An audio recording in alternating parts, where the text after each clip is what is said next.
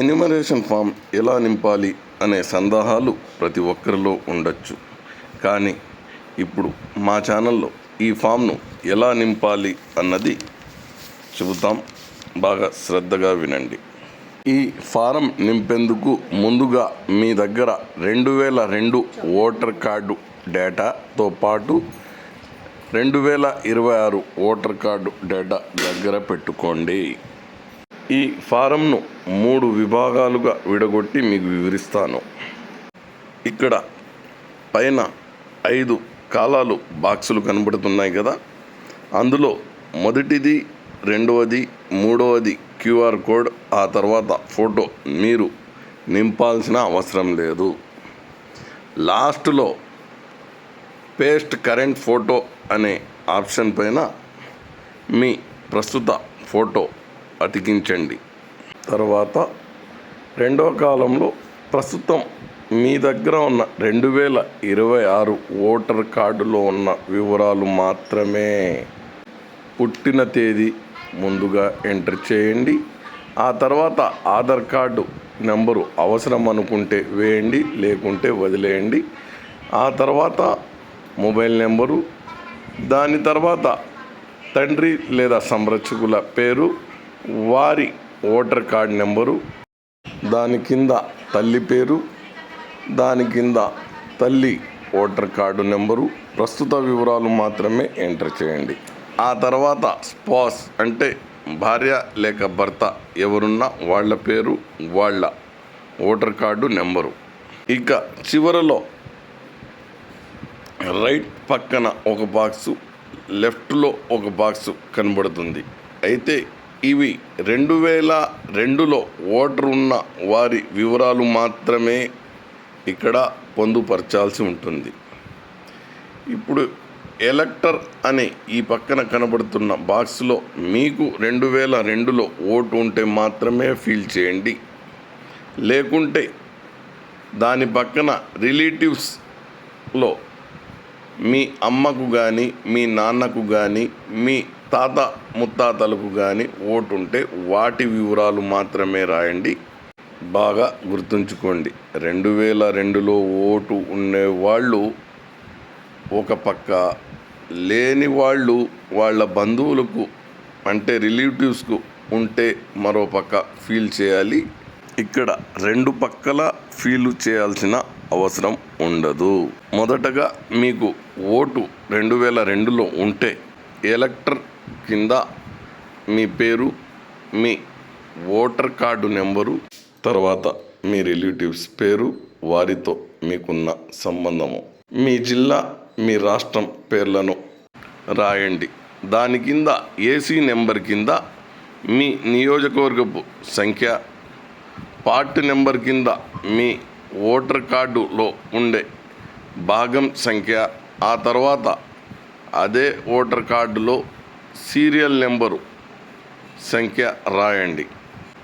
మీకు ఓటు లేని పక్షంలో మీ రిలేటివ్స్, మీ అమ్మ, నాన్న, తాత ముత్తాతలు 2002 ఓటరు జాబితాలో ఉన్నట్లయితే వారి పేరు, వారి ఓటర్ కార్డు నెంబరు, అదే ఓటరుకు సంబంధించిన వారి రిలేటివ్ పేరు. ఉదాహరణకు మీ నాన్నగారికి ఓటు ఉన్నట్లయితే నేమ్ దగ్గర మీ నాన్నగారి పేరు రాయండి. ఆ తర్వాత ఆయన ఓటర్ కార్డు నెంబర్ రాయండి. దాని తర్వాత ఆయన తండ్రి గారి పేరు అంటే మీ నాన్నకు నాన్న, మీ తాతగారి పేరు రాయండి. ఇక రిలేషన్షిప్లో ఫాదర్ అని ఎంటర్ చేయండి. ఏ జిల్లాలో ఉన్నట్లయితే ఓటు ఆ జిల్లా, ఏ రాష్ట్రంలో ఉన్నట్లయితే ఆ రాష్ట్రం, దాని కింద నియోజకవర్గ క్రమ సంఖ్య, మీ ఓటర్ కార్డు భాగం నెంబరు, సీరియల్ నెంబరు కింద గడిలలో ఫిల్ చేయండి. 2002లో ఓటు ఉన్నవారు మాత్రమే ఈ బాక్సుల్లో ఆ వివరాలు నమోదు చేయాల్సి ఉంటుంది. 2002 ఓటరు జాబితాలో అక్షర దోషణలు ఉన్నాయి, స్పెల్లింగ్ మిస్టేక్స్ ఉన్నాయి. ఇది తప్పు, ఇప్పుడు మేము కరెక్ట్ చేసుకోవాలా అని ఇక్కడ కరెక్ట్ రాసే ఆలోచనలు పెట్టుకోవద్దండి. 2002 ఓటర్ కార్డులో ఎలాంటి పేర్లు ఉన్నాయో, ఎలా స్పెల్లింగ్లు ఉన్నాయో అవి మాత్రమే ఇందులో పొందుపరచండి. సొంత ఐడియాలకు వెళ్ళకండి. ఎస్ఐఆర్ అయిన తర్వాత స్పెల్లింగ్ మిస్టేక్, తప్పులు, అక్షర దోషాలు సరిచేసుకునే అవకాశం ఉంటుంది. గుర్తుంచుకోండి. ఎస్ఐఆర్లో కేవలం 2002లో మీకు కానీ మీ కుటుంబ సభ్యులకు కానీ ఓటు ఉందా, ఉంటే ఏ పేరుతో ఉన్నింది, ఇప్పుడు ఏ పేరుతో ఉంది అది మాత్రమే చూస్తారు. కాబట్టి పేజీ పైన సెకండ్ కాలంలో ప్రస్తుత కార్డులో ఉన్న వివరాలు మాత్రమే ఎంటర్ చేయండి. మూడవ కాలంలో 2002 జాబితాలోని వివరాలు మాత్రమే పొందుపరచండి. అందులో ఒక పక్క మీకు ఓటర్ కార్డు ఉంటే, మరో పక్క మీకు ఓటర్ కార్డు లేకుంటే, మీ బంధువులు ఉంటే మాత్రమే కార్డులో వివరాలు ఎలా ఉన్నాయో అలాగే పొందుపరచండి. బాగా గుర్తుంచుకోండి. మొదటి కాలంలో చివరి గడిలో మీ ఫోటో అతికించాలి. రెండవ కాలంలో ప్రస్తుత ఓటర్ కార్డు వివరాలు నమోదు చేయాలి. మూడవ కాలంలో 2002కు సంబంధించిన మీకు కానీ మీ బంధువులకు కానీ ఉన్న వివరాలు నమోదు చేయాలి. చివరగా మీ ఎడమ చేతి బొటనవేలు వేలిముద్ర లేకపోతే సంతకం చేయండి. బొటనవేలు వేలిముద్ర సంతకం చేయలేని పరిస్థితుల్లో వ్యక్తులు ఎవరైనా బయటి ప్రాంతాలకు వెళ్ళినట్లయితే, ఎవరైతే దరఖాస్తు ఫారం ఇస్తున్నారో వారి సంతకం చేసి బ్రాకెట్లో వారికి వీరికి ఉన్న సంబంధం రాయండి. ఫారం పూర్తయిన తర్వాత మీ BLOకు అందజేయండి. ఫారంలో ఒక్క తప్పు దొర్లినా ఆ ఫారం పనికిరాదు.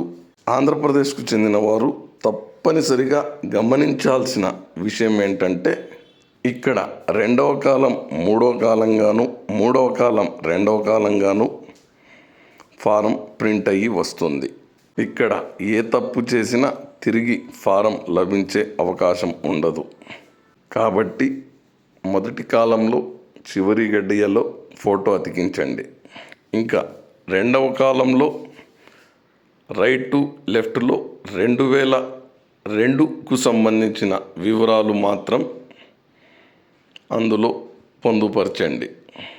2002లో మీకు ఓటర్ కార్డు ఉన్నట్లయితే ఎడమ పక్క, మీకు ఓటర్ కార్డు లేకపోతే కుడిపక్క మీ బంధువుల ఓటర్ కార్డుల వివరాలను నమోదు చేయండి. చివరి కాలంలో ప్రస్తుతం ఉన్న ఓటర్ కార్డు వివరాలు నమోదు చేయండి. ఈ ఎన్యుమరేషన్ ఫాములో ఓటర్ కార్డులో ఉండే వివరాలను మాత్రమే రాయండి. మరొక్కసారి చెబుతున్నాను. 1వ కాలంలో చివరి గడియలో మీ ఫోటో అతికించండి.